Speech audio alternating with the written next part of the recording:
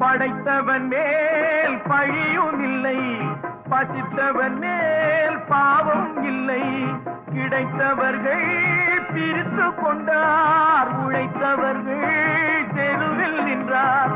பலர் வாட வாட சிலர் வாழ வாழ ஒருபோதும் தெய்வம் பொறுத்ததில்லை. கொடுத்ததெல்லாம் கொடுத்தான், அவன் யாருக்காக கொடுத்தான்?